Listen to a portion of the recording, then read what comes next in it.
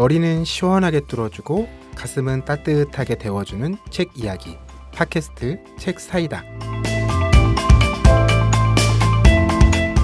안녕하세요. 책사이다입니다. 책사이다는 참여연대 회원들이 만드는 책 이야기 팟캐스트입니다.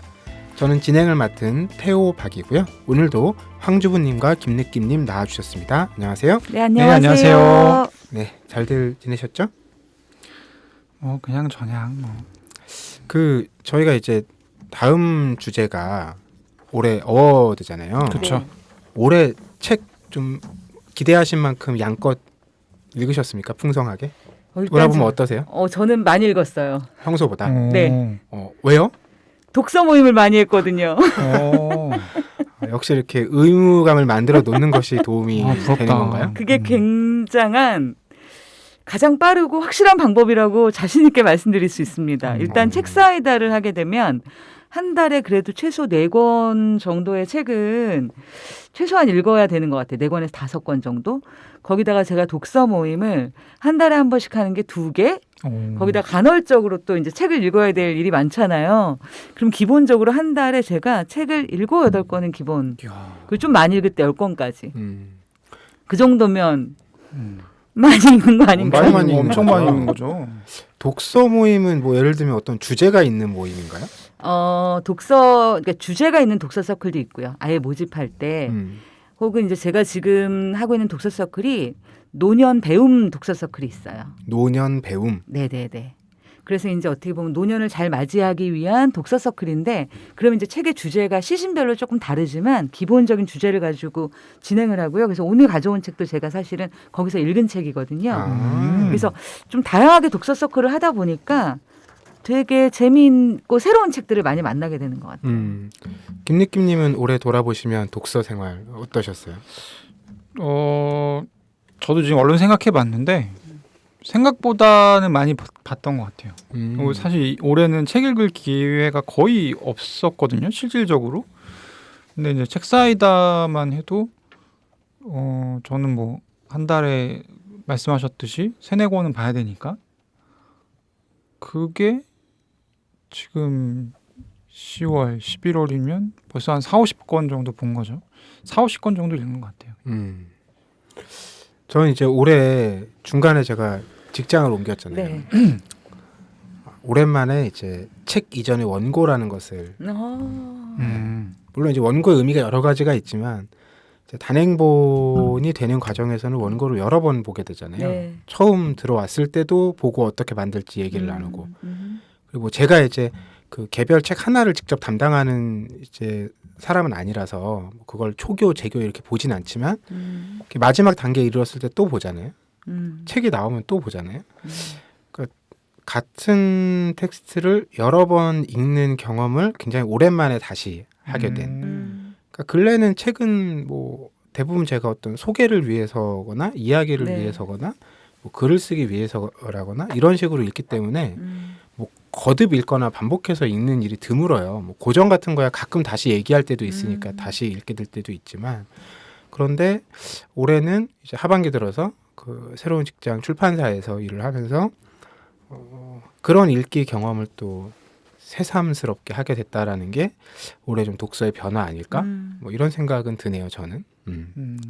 근데 그냥 책으로 보면 많이 읽지 못하게 된 것 같아요. 네, 그리고 원하는 책만 읽는 상황이 아니다. 무슨 얘기냐면 제가 이제 일하고 있는 이제 편집 본부에서 여러 책이 나오잖아요. 네. 뭐 사실 다 제가 원하는 책은 모두가 제가 원하는 책인 건 아니잖아요.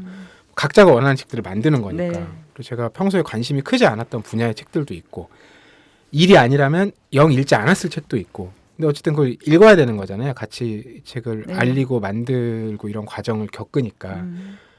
그런 경험도 좀 오랜만이네요. 네. 물론 방송이나 글을 쓰기 위해서 읽는 글도 필요에 의한 독서라고 할 수 있지만 강도가 다르죠. 그러네요. 뭔가 성과를 내야 되고 결과를 내야 되고 같이 논의를 해야 되고 이제 이런 것들이니까 그런 게 올해 좀 제 읽기에선 달라진 부분인 것 같다는 생각이 듭니다.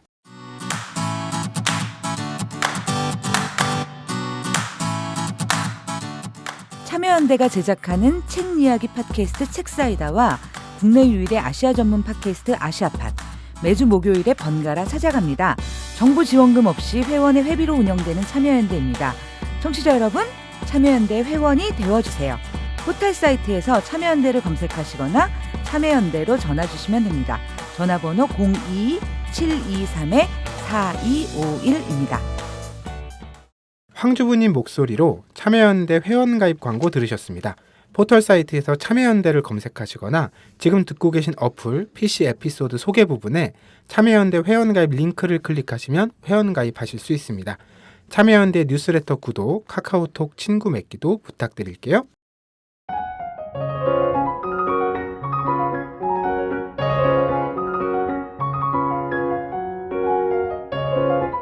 인상 깊었던 문장, 명장면 산책. 각자가 최근에 읽은 책의 한 장면을 가지고 와서 소개하고 나누는 시간이죠. 명장면 산책입니다. 자, 오늘도 세 사람이 각자 최근에 읽은 어떤 책의 인상 깊은 한 대목을 나누어 볼 텐데요. 김립김님부터 오늘 가볼까요? 이게 사실 제가 마음에 드는 부분 너무 다 읽으면 너무 길어가지고 한 문장으로 좀. 한 문장이요? 오랜만에 박력 있네요. 루푸스가 있으면 우울증, 불안증, 인지장애, 나아가 정신병에 걸릴 위험까지 75% 더 높다. 이 현상에는 과학적 근거가 있었다. 루푸스는 이제 자가 면역 질환입니다. 네. 근데 이 문장으로는 정말 유추가 너무 어려운데요. 뭔가 그냥 어떤 신경정신과 관련된 얘기라든지 아니면 뭐 심리학 책이라든지 이런 정도의 예상은 되는데 어떤 책인가요? 제목은 너무 놀라운 작은 뇌세포 이야기라는 제목이고요. 도나 잭슨 나카자와라는 분이 지었습니다. 저자는 뭐 과학자인가요? 의사인가요? 네, 과학자. 의사이자 과학자. 이 책은 사실 되게 간단하게 이제 그 정리할 수 있는데 우리 뇌에 미세 악교 세포라는 세포가 있어요. 근데 이 세포가 하는 일이 뭐냐면 악교? 네, 악교 우리 붙여주는 거. 붙여주는 것도 역할이에요. 네. 근데 이제 이 세포가 하는 게 뭐냐면 뇌에는 백혈구가 따로 없잖아요. 그 뇌에서 백혈구 역할을 해요. 백혈구 역할을 한다는 거는 뭔가 좀 이상하다. 그러면 가서 얘가 먹어요.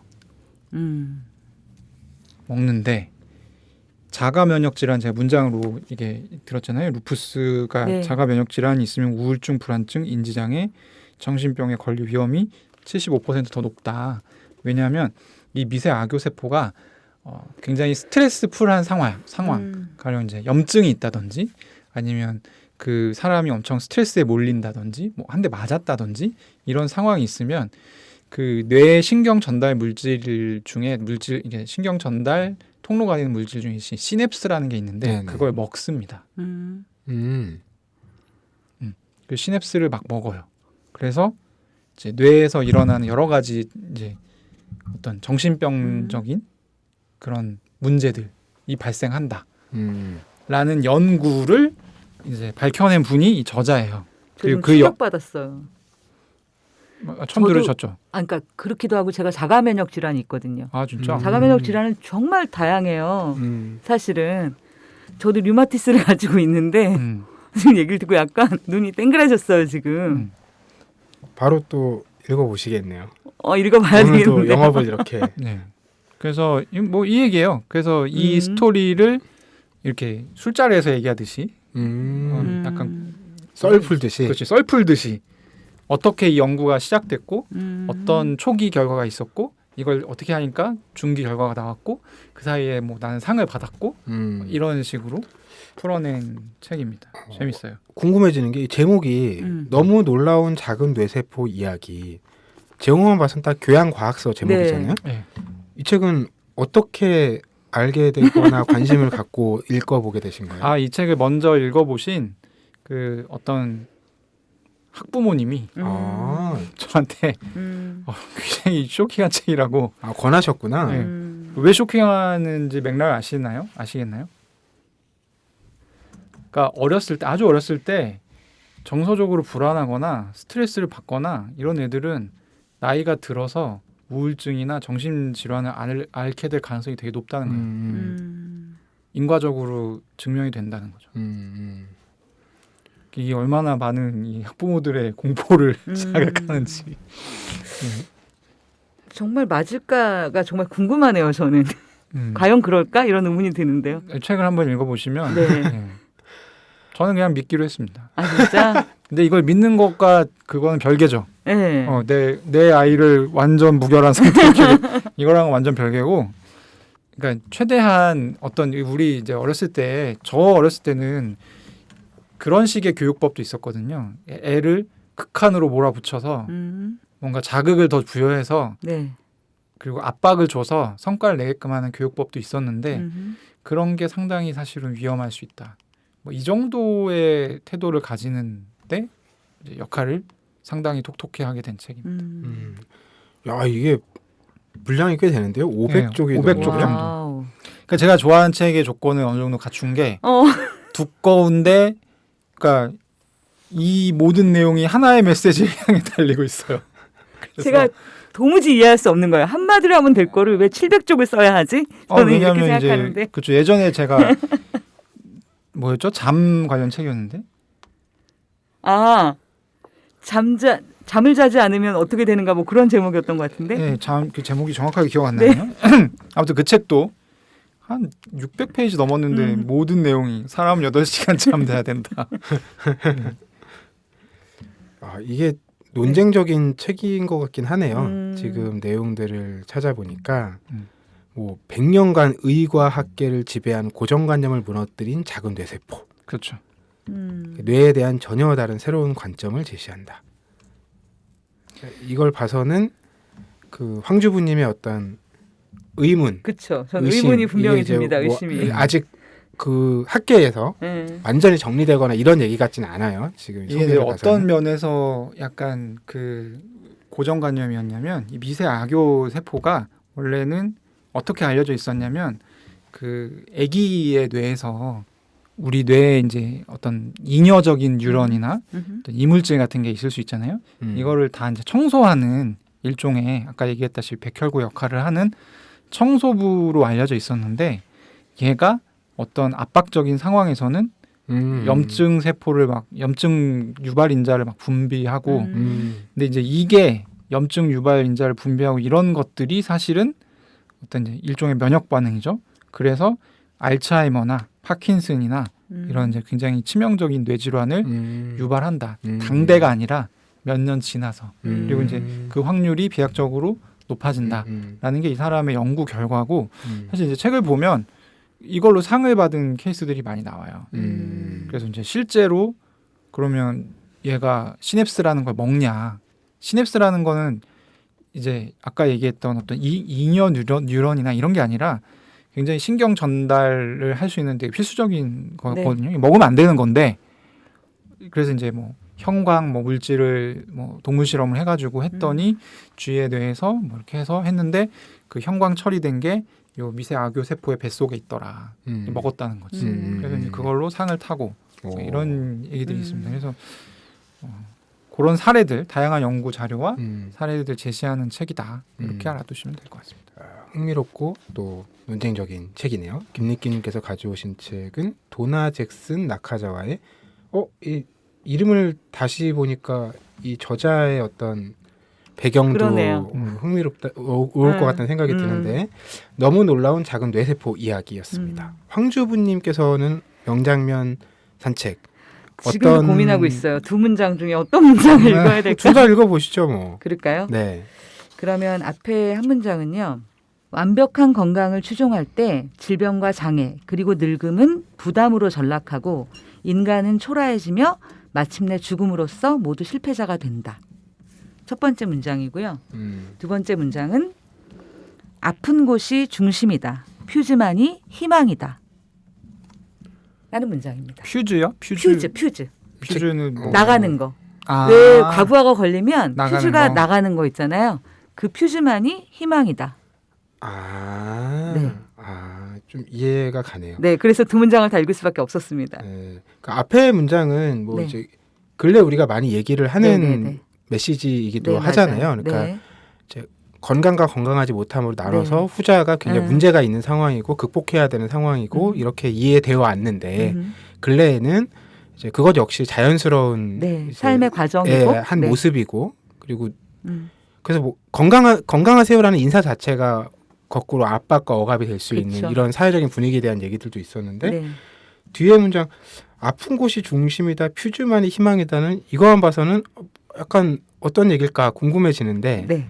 제가 가져온 책은요. 두 번째 제가 읽은 문장이 제목이에요. 퓨즈만이 희망이다. 라는 제목의 책이고요. 부제가 디스토피아 시대 우리에게 던지는 위로. 여기까지보다 더 파워풀한 게 저자이십니다.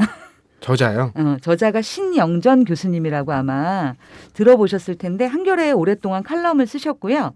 한양대학교 의과대학 예방의학교실 교수예요. 아 이분도 이제 네, 의사시군요. 네. 그래서 어떻게 이게 이렇게 되나? 어떻게? 아니 둘 다 의사. 아, 그러네요. 그래서 이제 이분은 사실은 사회적 약자의 건강권에 대한 이야기나 사실 이제 그 보건의학, 그다음 건강과 정치의 관계 이제 이런 쪽에서 계속 활동하시고 일을 해오셨던 분이에요. 그래서 이제 책은 전체가 7장으로 나눠져 있는데 뭐 성찰, 책임, 자본, 건강, 평화, 경계, 싸움, 희망 이 8가지 키워드로 되어 있어요. 근데 저는 이제 첫 번째 이 책의 그 파트가 성찰이란 파트인데 앞에 이게 칼럼 제목이다 보니까 칼럼 제목이 되게 감명하면서 메시지가 세잖아요. 네. 대충 읽어드리면 노인은 없다. 건강은 없다. 우월한 생은 없다. 자살은 없다. 사랑은 없다. 희망은 없다. 나쁜 바이러스는 없다. 아픔은 없다. 그게 다 각각의 글의 네, 제목인 네, 거죠? 네. 없다 없다 없다 네, 없다가 없다 시리즈인데 그래서 굉장히 뭐라 그럴까요? 우리가 평소에 생각해 왔던 것들에 대한 굉장히 이렇게 굉장히 세게 쳐서 나의 마음을 격동시키고 뭔가 그것을 새롭게 보게 해주는 그런 울림이 있는 글들이에요. 그래서 제가 아까 첫 번째 읽었던 문장 또한 건강은 없다라는 것에서 되게 중심적인 문장이에요. 저는 네, 여전히 궁금한 부분이 네, 네, 퓨즈만이 희망이다. 네, 네. 그러니까 아픈 곳이 중심이다는 이렇게 짐작이 가요. 근데 퓨즈만이 희망이다는 어떤 맥락에서 쓴 문장일까? 그러니까 이것도 한 칼럼의 제목일 거잖아요. 네, 네, 맞아요. 근데 퓨즈라는 게 사실 어떻게 보면요. 이 퓨즈가 나가야 우리가 과부하를 알아차리고 다 같이 살잖아요. 네네. 근데 이제 옛날엔 그런 일이 있었대요. 이 퓨즈가 자꾸 나가니까 아까운 거예요, 뭔가. 자꾸 셧다운이 되고. 네네네. 그래서 옛날에 저도 기억이 나는 게 퓨즈 대신에 거기다가 막 구리선 같은 걸 감아놔서 왜냐면 이제 이렇게 되면 과부하가 걸렸다고 인식하지 못하고 계속 되는 거죠. 사실은 왜냐하면 퓨즈라는 게 위험을 감지하기 위한 너무나 절대적인 장치지만 때로는 그 위험이라는 게 아니 뭐 이렇게 조그만데도 자꾸 이렇게 다운이 돼서 우리를 불편하게 해. 해서 이제 거기를 사실은 구리선 같은 거로 막아놔서 평소에는 효율성이 올라가지만 사실 굉장히 큰 사고를 당할 수 있는 여지가 있는 거잖아요. 퓨즈라는 게 그런 기능을 하는 건데 사실은 이 퓨즈가 어떻게 보면 그 사회가 어떤 사회인지 어디로 가려고 하는 건지 우리 사회가 무엇을 바라봐야 하는지를 가르쳐주는 가장 중요한 그 지표? 우리가 봐야 할 곳일 수 있는 거죠. 그래서 이 칼럼이 전체적으로 보면 저는 제가 칼럼을 읽으면서 잘 안 우는데 소설을 읽으면서 우리가 울기 쉽잖아요. 근데 굉장히 울컥울컥하는 지점이 있어요. 그러니까 이분이 세상을 바라보는 시각의 부분에서도 굉장히 울컥하는 부분이 있고 그리고 이제 내가 어떻게 보면 우리가 이제 어떤 책을 읽을 때 건드려지는 부분이 조금 다른 것 같아요. 어떤 책은 지적 호기심을 막 건드리고 되게 건드려지는 지점이 많은데 이 책은 저의 어떻게 보면 애티튜드를 많이 건드려요. 나는 이렇게 세상을 살아왔는데 내가 살아온 것에 대해서 자꾸 뭐라 그럴까 문제 제기를 받는 느낌? 근데 그 문제 제기가 막 너 왜 그렇게 살았어? 이런 느낌이 아니라 내가 무엇을 봐야 하지? 약간 이렇게 뭐라고 표현할 수 없는 이라고 표현해도 될까요? 아무튼 저는 그랬어요. 이게 네. 그 대목을 찾아보니까 그 아픈 곳이 중심이다 퓨즈만이 희망이다가 네네네. 어떤 시인의 식구군요. 맞아요. 네네네. 그래서 저는 이 음. 책이 꽤 마음에 드는데 네. 이 역시 편집자가 굉장히 안일하지 않았나. 왜냐면 이 퓨즈만이 희망이다라는 제목은 어떻게 보면 되게 이 책의 메시지와는 정반대로 들릴 수 있거든요. 그러니까 퓨즈라고 하는 게 네. 사회의 어떤 의료 여기는 의료 얘기가 많이 나오니까 네네네네. 의료 약자층일 수 있잖아요. 네. 그러면 사실 이제 거기서 이제 혼돈에 빠지는 거지. 퓨즈만이 희망이라고 하면 이런 사회 약자층을 유지해야 된다는 건지 그렇게 들릴 수 있잖아요. 그러면 이제 이 책이 무슨 내용인지 제목만으로는 유추하기 되게 힘들다. 저는 엉뚱한 생각을 했는데 어떤 생각이야? 퓨즈라는 말 자체를 들어본 적이 너무 오래됐죠. 그렇지, 그것도 그렇고. 그러니까 저는 이제 음. 아까 황주부님 음. 말씀하신 부분이 그렇게 연상이 됐는데 네네. 퓨즈라는 말을 이렇게 안 들어본 것 자체가 이제 우리가 그런 걸 체감할 수 있는 걸 시대가 아닌 거죠. 넘어서서 네. 그냥 가고 있는 상황. 그건 뭐 우리가 그 정도는 점검을 그냥 안 하고 지나가는 상황이 아닌가라는 생각이 들어서 네네네. 그렇게 또 연결은 되더라고요. 네네네. 제가 어릴 때만 해도 뭐 정말 퓨즈가 나가는 일이 왕왕 있었거든요. 그래서 두꺼비 집을 열고 네. 그거 열어서 다시, 다시 퓨즈를 갈고 뭐 전파상 가서 퓨즈 뭐 150원, 200원 뭐 이렇게 주고 사와서 갈았던 기억도 나는데 이제는 그런 일 자체가 굉장히 드문 상황이 되어버려서 그냥 감각의 기준이라고 할까요? 네. 이런 게 자체가 달라진 게 아닌가라는 생각이 또 들기도 했어요. 근데 이 책은 아까 독서 뭐 네네. 노년 배움 서클에서 읽은 책인데요. 그래서 사실은 제가 이제 말씀하셨던 것처럼 요즘에 이제 건강, 예를 들어서 어떻게 보면 노년, 그다음에 돌봄, 이제 이런 책들이 굉장히 많이 나와요. 그리고 이제 그런 책들을 되게 많이 찾아보기도 했었는데 계속 이제 풀리지 않는 어떤 의문 같은 게 있는 거예요. 왜냐하면 나의 삶 속에서 여전히 나는 나의 주름살이 너무 힘들고 이거 어떻게 해야 되지? 그래서 막 뭐죠? 이렇게 뭐 홈쇼핑 보면서 어머 정말 주름을 펴줘? 임상이 얼마나 돼? 이제 사실 이런데 현혹되는 게 저이기도 하고 근데 책을 읽으면서 뭐냐면 받아들여야지 이런 것 사이를 되게 오가면서 사실 살거든요. 그리고 이제 그 안에서 내가 머릿속으로 생각하는 나와 현실의 나 사이에 사실 갈등을 많이 느껴요. 제가 제 나이대 때문에 더 그럴 수도 있고. 근데 이 책은 저한테 조금 다른 의미에서 그렇게 이제 왔다 갔다 하는 것에서 저에게 조금 더 구체적인 질문을 준 책 어떻게 보면 그런 책이라서 추천드리고 싶어요 정말. 네. 네. 황주부님께서는 신영전 작가의 책 퓨즈만이 희망이다 가져오셨습니다. 제가 가져온 명장면 한 대목 네. 읽어드리겠습니다. 제가 읽을 부분은 책의 내용에 대한 힌트가 많이 들어가 있긴 하네요. 상담사들은 회사에서 시키는 대로 스크립트대로 언제나 고객을 중심으로 대화하는 법을 익힌다. 그래서 갈수록 자신을 주어로 삼은 문장을 만드는 걸 힘들어하게 된다. 나는 무엇을 원한다. 나는 이렇게 생각한다. 나는 어떤 기분이다. 이렇게 말하는 것이 갈수록 힘들어진다. 상황이 좀 그려지시죠? 네. 여기 상담사라고 나왔지만 이 책은 실제로 콜센터 상담원이 쓴 책이고요. 제목은 믿을 수 없게 시끄럽고 참을 수 없게 억지스러운. 이 제목은 조너선 사프란포의 엄청나게 시끄럽고 믿을 수 없게 가까운 아마 이 소설의 표현을 가져온 것으로 보이는데 이 책의 부제가 콜센터 상담 노동 이야기예요. 그래서 이분이 실제로 겪은 이야기들 또 주변의 동료들의 이야기들을 풀어낸 책인데요. 일단 늘 이런 책을 읽고 재밌다와 흥미롭다는 표현 말고 다른 이제 대체 언어를 개발해야 된다는 생각이 드는데 재밌다보다는 흥미롭다가 조금 정돈된 표현이라고 생각이 드는데 네. 그래 흥미롭다는 것도 좀 여전히 죄스러운. 뭔가 온전하지 못한 표현이라는 생각이 드는데 그 안에서 정말 어떤 일들이 우리가 흔히 이제 이런 상황을 예를 들어보면 뭐라 그럴까요? 이렇게 말도 안 되는 요구를 하는 사람들의 이야기 이런 게 상황들이 떠오르잖아요. 네네네. 근데 제가 조금 전에 읽어드린 문장을 들어보시면 이게 정말 어떤 상황인지 그러니까 저는 확 와닿았거든요. 그러니까 예를 들면 이런 거예요. 이분들이 대부분 이제 그 계약을 맺은 이제 본청의 어떤 서비스나 상품에 대해서 설명해 주는 거죠. 본인들은 사실 그 상품이 어떻게 생겼는지도 모를 모르죠. 수도 있어요. 그렇지만 물음이 오면 응대를 해야 되고 매뉴얼에 따라서 그게 이렇게 생겼죠. 그럼 이렇게 차례도 이걸 해야 되는 거잖아요. 그러니까 이분들은 늘 나를 덜어낸 어떤 상황, 주체가 없는 상황에서 계속 뭔가 대응을 하고 대화를 해야 되는 거예요. 그러다 보니까 아까 말씀드렸듯이 나를 주어로 한 문장 자체를 이제 망각하게 되는, 그걸 구성하는 게 어색해져 버린 상황. 근데 이게 저는 우리가 되게 많이 겪는 일이라는 생각이 드는 거예요. 그러니까 거꾸로 우리가 회사 같은 데서 뭐 설득해야 되잖아요. 이럴 때 제일 많이 하는 게 뭐 이렇게 예상할 수 있습니다.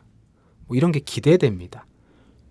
내가 이걸 왜 하고 싶은지와 내가 이게 왜 좋은지에 대한 얘기는 사실 줄어들어요. 왜냐하면 그걸 얘기하는 것보다는 훨씬 뭔가 객관적인 지표라든지 외부의 상황이라든지 이게 결과적으로 어떤 걸 이루어낼지 어디에 닿을지 이런 걸로 서로를 이렇게 설득하게 되는 상황이 온다고 생각이 들거든요.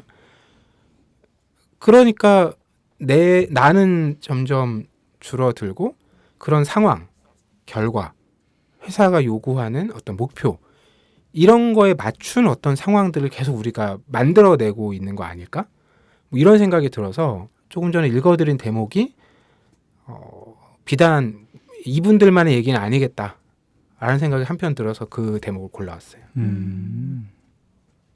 고개를 다 끄덕여주고 계시는군요. 네. 그러니까 저도 일을 하면서 그런 거 많이 느끼는 것 같아요.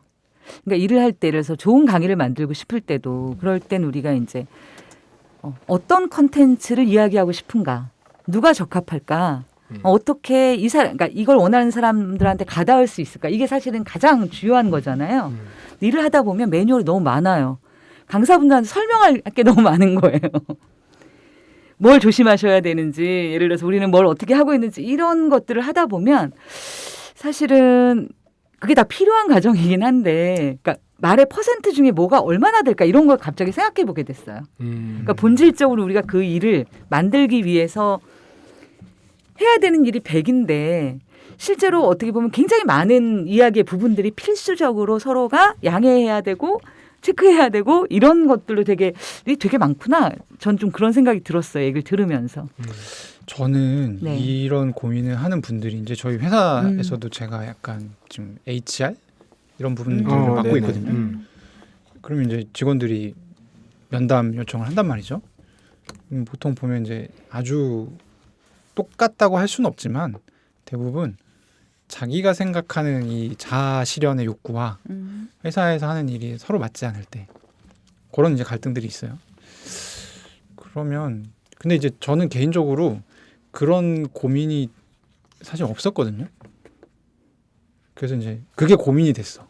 나는 한 번도 생각 안 해봤던 걸 얘는 고민하고 있으니까 나한테 무슨 문제가 있을까 생각해봤더니 제가 어렸을 때부터 이게 불교에 심취해가지고 저는 이 모든 직업 활동을 타인에 대한 서비스라고 봤습니다. 아예 마인드가 그래요.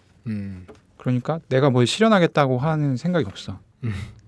타인의 니즈를 맞춰서 하는 게 저의 직업 활동의 대부분이었고 심지어는 기사를 쓰면서도 어떻게 하면 독자들이 이걸 재밌게 보지? 그러니까 사실 왜곡하지 않는 선에서 그런 거를 계속 고민을 했던 것 같아요. 근데 모르겠어요. 그러니까 이제 이게 약간 어떤 불교적인 자세죠. 그래서 이제 결국에는 이제 얘네한테도 뭐라고 이제 솔루션을 줘야 되는데 절에 나가 보면 어떠니? 뭐 약간 이렇게 얘기할 수는 없고. 근데 이제 많이들 고민하는 문제라는 생각이 들어요. 그리고 이제 저는 사실 이게 가능한 이유가 제 자아를 표현할 수 있는 그 공간이 따로 있기 때문이겠죠. 네. 근데 이제 그런 공간이 없으면 사실은 직업에서 많이 이제 할 수밖에 없게 되는 거고. 그러니까 이게 결과적으로는 뭐 좀 전에 김느끼님 말씀처럼 어쨌든 나라는 존재를 일정 부분 좀 덜어내는 어떤 결과일 그렇죠. 수 있잖아요. 근데 이제 과정이 좀 다른데 김느끼는 자기를 뭐 건강하게 자아를 유지하고 지켜내기 위한 어떤 이제 뭐 그 의식적인 선택이었을 수도 있고 아니면 자연스럽게 형성된 걸 수도 있는데 이제 제가 아까 말씀드린 이분들이 이제 나를 계속 잃어간다라고 표현할 수도 있고 나를 드러내거나 표현하기 어렵다고 생각할 수도 있는데 그 이유가 이 뒤에 한 대목이 더 나와요. 제가 좀 읽어드리면 제가 앞서 말씀드렸듯이 상담사도 그 상황을 잘 모르고 설명해야 되는 상황에 대해서 말씀드렸잖아요. 그럼 그런 경우 대부분 전화한 사람은 만족도가 높지 않겠죠.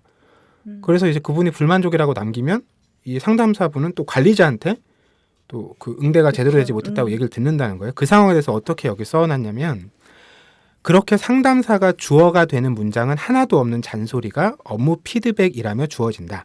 상담사는 고객과 상급자 두 방향에서 오는 질책을 반복해서 받으며 자기 자신을 희미하게 만든다. 그러니까 무슨 얘기냐면 나를 계속 유지하려면 엄청 나를 자책할 수밖에 없는 거예요. 근데 해결이 안 되고 난 못한 상황이니까. 근데 이제 자책을 안 하려면 아까처럼 나를 지워야 되는 상황이 되는 거예요. 이게 이제 김 대표님 말씀처럼 어떤 결과적으로는 어떤 상황 놓인 결과 자체는 비슷할 수 있는데 이제 과정이 전혀 다른 건데 네. 결국 이것도 어떤 방식으로는 이제 내가 정말 견디는 그렇죠. 나를 지키기 그렇지. 위해서. 어떤 방향의 선택이었던 거죠. 네. 예. 근데 이게 읽으면서 저는 네. 되게 뭐 안타까운 장면이고 뭐 아쉬운 이야기고 뭐 여러 가지 이제 우리 사회 여러 가지 어쨌든 뭐 모순들이 담겨 있는데 계속 너무 우리가 현실에서 다수의 일하는 사람들이 겪는 상황이라는 게 너무 겹쳐지는 느낌을 많이 받아가지고 그게 더 아프더라고요. 저는 예전에는 덜 그랬던 것 같은데 이제 이런 책을 보면 어쨌든 나랑은 다른 일의 상황에 놓여 있고 그리고 이제 이런 이제 고발 혹은 뭐 문제를 제기하는 책들의 어떤 노동 환경이라는 것이 뭐 예를 들면 뭐 비정규직의 분포가 높을 것이고 어쨌든 상대적으로 좀 더 처우가 좋지 못한 상황에 놓인 이제 직업군들이 많잖아요. 그러니까 그래서 우리 사회 모순이 더 거기 응집돼 있어서 늘 안타깝고 아쉽고 이걸 어떻게 뭐 해결하면 좋겠다라는 그러니까 여전히 이제 거리가 있는 그러니까 관찰자로서 이 문제를 따로 두고 이걸 우리가 해결해야 돼 이런 이제 태도가 더 많았다면 요즘에 이제 이런 일에 관련된 책들 읽으면 읽을수록 이게 다 뭔가 내 얘기 같아요. 네, 다른 일이 아니고 되게 많은 일하는 사람들이 음. 겪고 있는 본질적인 상황이 너무나 비슷하다라는 생각을 정말 많이 하게 되는데 그래서 더 아프다는 느낌을 받게 되는 것 같아요. 그리고 결국에는 이게 되게 묘한 게 오늘 저희가 세 권의 책을 소개했잖아요. 네. 저는 이 부분을 그 황주부님이 아까 소개하셨던 퓨즈만이 희망이다에 이거랑 비슷한 대목이 나와요. 뭐가 있냐면 예전에 이제 차두리 씨가 나와서 광고하던 간 때문이야라는 광고가 맞아. 있는데 광고 문구가 피로는 간 때문이야 이렇게 되는데 그러니까 이 말이 이 사람이 이제 이 퓨즈만이 희망이다를 쓰신 분이 의사다 보니까 이제 의료사를 아시는 거지. 160년 전에 이게 결핵의 창궐은 결핵균 때문이야 라는 말이 있었다는 거예요. 사실은 결핵에 창궐했던 이유는 열악한 노동 조건 때문이었는데 결핵균 때문에 결핵이 생기는 거다. 그래서 이제 이게 상위 1%의 부자들이 굉장히 좋아하는 문구였다는 거지. 근데 이제 피로는 간 때문이라는데 피로는 간 때문이 아니라는 거예요. 네네. 그래서 이제 이거를 인식을 하고 사실 그래서 이제 우리 상담사나 이런 사람들한테 폭언을 할 수 없도록 법적인 어떤 안전장치나 이런 게 산업안전보건법 마련이 됐잖아요. 그러니까 사실 그게 물론 어떤 사람이 물건을 샀을 때 그 물건 값 안에는 상담사한테 전화를 해서 뭔가 이 해결이 여의치 않게 됐을 때 항의를 할 수 있는 권리의 가격이 들어가 있겠죠. 계량할 수는 없지만. 그렇죠? 근데 이게 막 그 물건 값의 대부분은 아닐 거라는 거죠. 대부분 그리고 상식적인 항의를 감안한 어떤 가격 책정이 되어 있을 거고. 그래서 이런 부분들이 사실 막 어떻게 뭐 하면 받아야지 이런 거보다는 좀 사회적으로 같이 마치 피로는 간 때문이 아니라 노동 조건이 거지 같기 때문에 그런 거다라는 인식이 사실은 이제 이걸 바꿨듯이 그런 인식을 좀 가지고 이제 정치적으로 대응을 할 필요가 있다는 거죠. 그래서 그런 부분들이 이게 책이 두 개가 저는 겹치더라고요. 네. 좀 그 맥락을 생각해 보면 이제 물건이든 서비스든 이걸 만들고 제공한 사람들이 뒷단의 책임까지 져야 할 터인데 지금 이제 본인들이 득이 많은 곳에서는 득을 얻고 그다음에 실이 많은 곳에서는 그냥 그건 책임을 직접 지지 않고 이제 비용으로 그쵸. 이제 이걸 처리하는 방식 이런 부분들이 이런 상황들을 만든다는 생각도 드네요. 아까 간 때문이야라는 얘기를 들어보니 네. 놀때 홍대 참여연대 우리가 할 수 있는 것들 지금 뭐하네 놀때 홍대 참여연대 아직도 회원가입하지 않고 뭐하네 놀때 홍대 참여연대 우리가 할 수 있는 것들 지금 뭐하네 놀때 홍대 참여연대 아직도 회원가입하지 않고 뭐하네 바로 너 바로 너 바로 너 바로 너 당신이 우리의 든든한 배후 0% 우리가 받는 정부 지원 0% 시위꾼 아냐 시민의 파수꾼 유엔이 인정하는 시민단체 파트너 행동하는 시민과 함께하는 권력 감시기구 참여연대 놀땐 홍대 참여연대 우리가 할 수 있는 것들 지금 뭐하네 놀땐 홍대 참여연대 아직도 회원가입하지 않고 뭐하네 놀땐 홍대 참여연대 우리가 할 수 있는 것들 지금 뭐하네 놀땐 홍대 참여연대 아직도 회원가입하지 않고 뭐하네 네. 저희 오늘 명장면 산책은 김느낌님의 김느낌이 가져오신 너무 놀라운 작은 뇌세포 이야기 그리고 황주부님께서 가져오신 퓨즈만이 희망이다 그리고 제가 가져온 믿을 수 없게 시끄럽고 참을 수 없게 억지스러운 이렇게 세 권의 이야기로 책으로 이야기 나눠봤습니다. 저희 오늘은 여기서 마무리하고요. 다음 시간 앞서도 잠깐 근황 토크 때 말씀드렸지만 2021의 어워즈 네. 2021 어워드. 금방 사이다 또 어워드. 2022로 또 해야 될 테니까 어쨌든 이야기 나눌 테니까 여러분들께서도 내가 고른 책 설마 이 사람들이 골라올까 이런 기대를 가져보시고 올해 독서 생활 한번 돌아보시고 함께 이야기 나누면 좋겠습니다. 고맙습니다. 네, 네, 감사합니다. 감사합니다.